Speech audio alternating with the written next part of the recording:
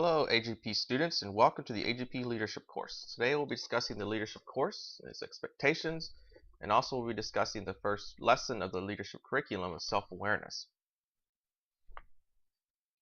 So like with any course in which you're taking, there'll be learning outcomes. And especially in college, you'll have these learning outcomes listed in your syllabi that will be given to you from your professor. So these are things in which you're expected to learn and gain from the course through your participation and completion of it. So with this course, one of the things you can expect it to do better is to have a greater awareness of yourself, who you are, and the sort of things in which you, your motivations and your desires and goals. Also your academic interests, kind of better understanding what it is that you do well and not so well at, and the sort of things in which you want to pursue academically. Also your extracurricular activities, so better understanding the ones in which you're involved with and how they sort of help you in certain areas. But secondly, you'll also have a better understanding of how your high school experience applies to these interests. So the things in which you're actually doing, in a sense, how do they help you? What can you do differently? Maybe there's different activities in which you can get involved with. But what is all this doing to kind of prepare you for college, in a sense? And the third one is to maximize the use of your surrounding resources. So understanding, who is around you, what sort of resources that are available, in a sense, and how can they benefit you, how can you get involved with them, but most importantly is to kind of how do they benefit your high school experience. And then lastly is to develop and refine the necessary skills to effectively lead peer groups. So better understanding who you are as a person and how you respond in peer group environments. How can you insert them, or insert yourself into the environment, and more importantly, understanding the sort of strengths and talents of those that are around you and how to integrate those in an effective way where you're producing a positive outcome. One of the things that you'll hear me talk a great deal about is the increasing in your sphere of influence, kind of working to expand the sort of control and responsibility that you have as an individual. And it all starts off with yourself, in a sense, and knowing who you are. So the first part is learning about oneself, and we'll kind of proceed in that manner and understanding who you are, and what it is that you really want to kind of learn about or develop more about yourself. And then from there is kind of managing and maximizing oneself. So understanding how to kind of improve yourself as an individual. The third one is learning about the talents of others. So once you've kind of really maximized yourself as an individual, in a sense, you really have a good control of that. You're then looking outward, in a sense, and wanting to know about others and sort of things in which talents and strengths in which they have, and being able to recognize and identify what those are. And once you've done that, is then how do you put those sort of strengths and talents into place, in a sense, where you're reaching the most effective sort of outcome that you're trying to achieve. One individual may be really good with sort of analytical and numbers, in a sense. One individual may be really good in the sort of social element of speaking and things like that. You may have an individual who's really creative in the sort of design of things, and it's how do you fit all those puzzle pieces together where everyone is working to achieve the best sort of product that they can put together. So this course is broken up into 4 parts, and it sort of mimics the slide before, in a sense, where the sphere of influence and helping you go through those sort of stages in the development of it. So the first part is individual understanding and awareness, and with that, the 3 lessons that are attached to it is self-awareness, academic interest, and extracurricular activities. And these are sort of all grouped together, so that's mainly focus on understanding who you are and establishing that pathway to achieve the sort of goals that you've set out for yourself. So these sort of lessons really focus in on that. The next part is the individual growth and development. So this is going back to kind of managing and maximizing um, yourself as an individual. And the lessons that are attached to this is mentors and intentional relationships, kind of understanding who's out there to sort of help you in a sense, and the sort of being intentional with that and the selection of those individuals. Um, Personal leadership styles, the sort of various leadership styles that they are and how you may respond in one situation to another. And then leadership skills assessment, sort of understanding what it is that you do and need to work on, and things in which you really excel at. So, um, but mostly with that, it's taking ownership of it, and expanding your influence there of yourself. The third part is group dynamics, and the fundamentals of those group dynamics. So these lessons is what are group dynamics? Do you even know what that is in a sense? From there, we have situational awareness, and then after that, it's recognizing strengths and the skills of others in a sense, being able to identify those talents and strengths of those who you're involved with. But this is just the beginning to work with peer groups and such. You're kind of just understanding on a fundamental level and being able to understand the environment in which you're in a sense. The last part, the group dynamics, the practical skills, is learning to put these sort of skills effectively into practice in a sense. So, effective communication and so that that can involve the sort of tone and things that needs to be done in a sense, and how you respond to certain environments, whether it's a situation that's going well or maybe it's a situation that's not going so well and such, and how does one choose to behave in that manner and serve as a leader. Managing conflict and understanding the sort of benefits that come with conflict. A lot of people believe that conflict is a bad thing. That conflict can actually be a very good thing, and it's learning how to manage that. And the last one is the cultural and system competencies, and that's just to kind of give you a deeper understanding of the level of the sort of various groups in which you may come into contact with, and how to effectively integrate them into the group. So this course is really meant to give you a very thorough and deep understanding of who you are as a person, and those that are around you and which you choose to come into contact with, and more importantly, in the end, is how do you become an effective leader.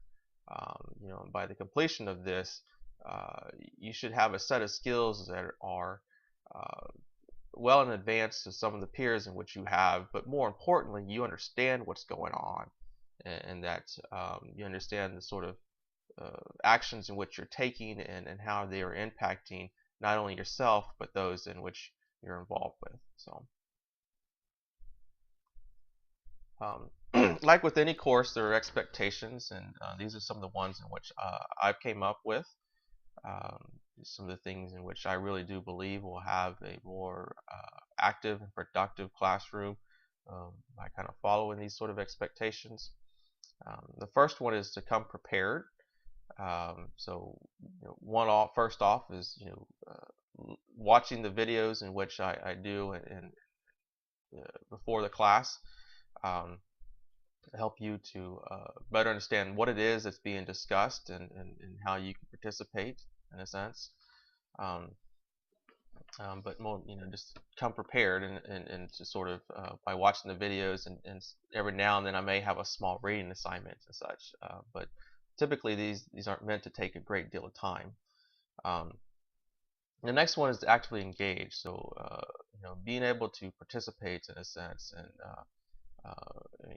and involving yourself in the activities and things, and wanting to participate. I hope you do. This is supposed to be a fun learning environment, and I'd hope that you will walk away each time that you've really enjoyed it and that you've learned a great deal from it. This class is also so I encourage open discussion. The reason why I'm doing this video lecture in advance is because I don't want to come to class and to give a 10, 15, 20-minute lecture in a sense when I feel like we can be using that sort of precious time um, to be doing activities and such, and having discussion. So, you know, really want the students to come and be involved, and feel free to kind of sharing the things and what's on your mind, and what you've learned from it, or maybe what you may even disagree with in a sense, and we can talk about that just as well. Um, the next one is ask questions, and so by watching this lecture, in a sense, maybe you have questions, maybe there's something in which you don't truly or you don't fully understand, in a sense, you need more clarification, or as I said before, maybe there's something in which you kind of disagree with, and you want further discussion on and such. So I encourage you to kind of write down maybe a question or two. Certainly another student may have came up with it, and with that as well, as we can address that in the class time. Next one is remain open-minded. So this class is meant to challenge you as an individual, in a sense, and something that I always try to do with my students is kind of push the sort of boundaries of your comfort level.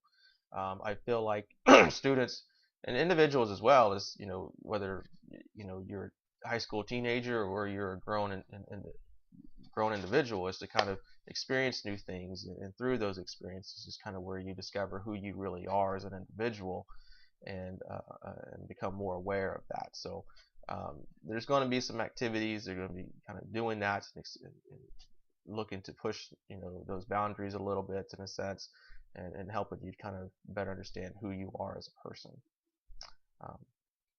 And then lastly is just respect for others. So as we have the discussions and such, and the activities in which we do, it is meant to share some of your internal thoughts and ideas and desires and goals, in a sense, and that through all that we just have respect for others, and sort of things in which we're discussing. And then at times there may be disagreements, in a sense, which is perfectly fine, as I mentioned before. It's just how to manage that conflict.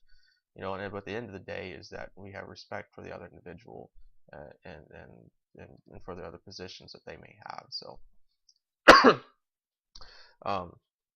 this class is structured to has 12 lessons, as you saw, and is to meet monthly. And with that, it's I schedule or kind of write the curriculum to last about 60 minutes, but I budget for 75 minutes because I really want to encourage participation, discussion, and things. And if there's some really good dialogue that's going on, I don't want to have to cut that off short due to time, in a sense. So I really do encourage that, and that's the reason why it's about 15 minutes longer than an hour or so. And then lastly, as I said, this is the actual class time is meant to be activities and discussion. It's not meant to me to be lecturing in front of the group or anything. That's the purpose of these video lectures, is that something that's sort of new, that's really kind of penetrating the college environment, is called flipping the classroom, where the professor will record his lecture in advance, and then distribute it out to his students, and it will give them the opportunity to watch the lecture before the actual class. This gives them a couple benefits because of that. One, the student can watch it on their own time. So if it's 2 o'clock in the morning, they can watch it at 2 o'clock in the morning and such. And but also it gives them the opportunity to kind of review it and watch it as many times as they like and such. Sort of like the Khan Academy videos, if you're familiar with those, that you can go back and you can watch and again. And maybe there's some material that you're not picking up as well and stuff, and it gives you the benefits of that. So instead of having to be in a classroom doing copious amount of note writing, in a sense, you've already done that and kind of moved through things at your own pace. So this is kind of with that. It's with that in mind, in a sense. I don't expect anything in which I'll be talking about will be super dense in a way, which will need a lot of explanation, in a sense, but it does give you that opportunity to sort of do that if necessary.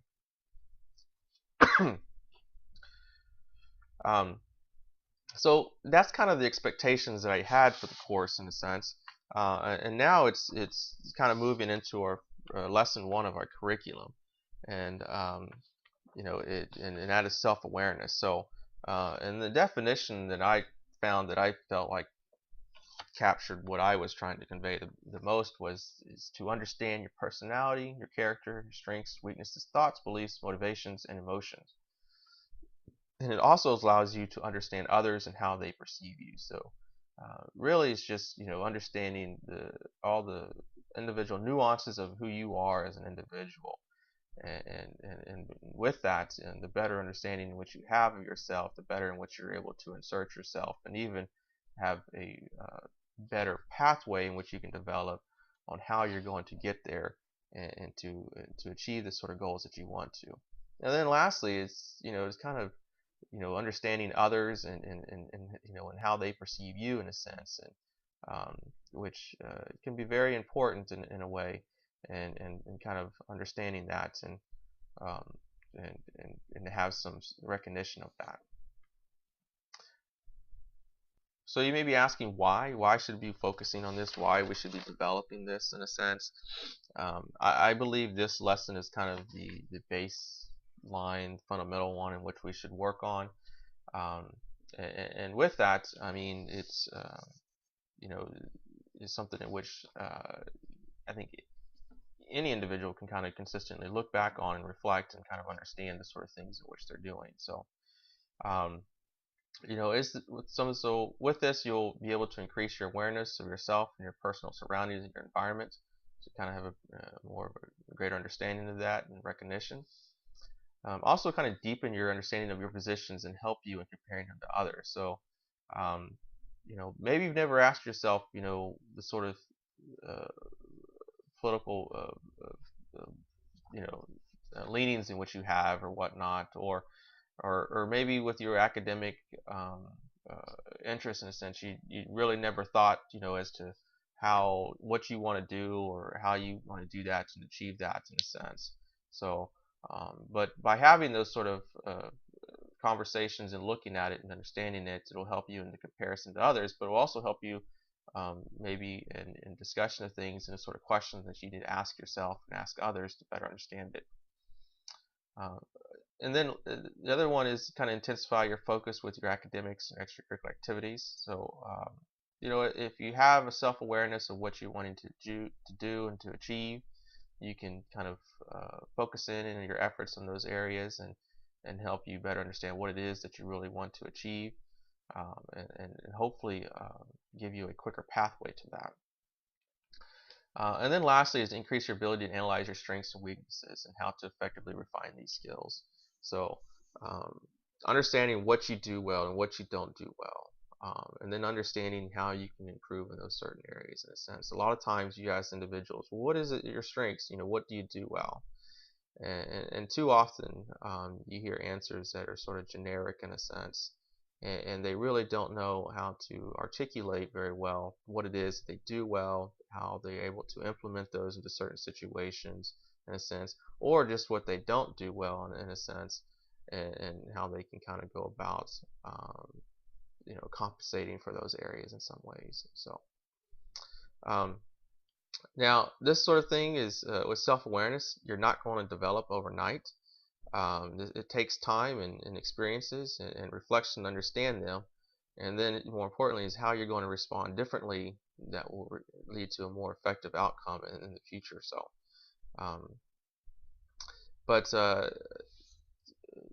this, excuse me for a second, sorry. But it's just kind of something in which we'll work on, and we'll take the classroom time to begin with our discussions on this.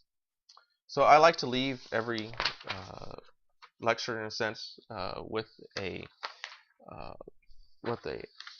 quote, and the one that I found was by Tom Crouch, and Tom Crouch has said, "Courage is a discovery that you may not win, and trying when you know you can lose."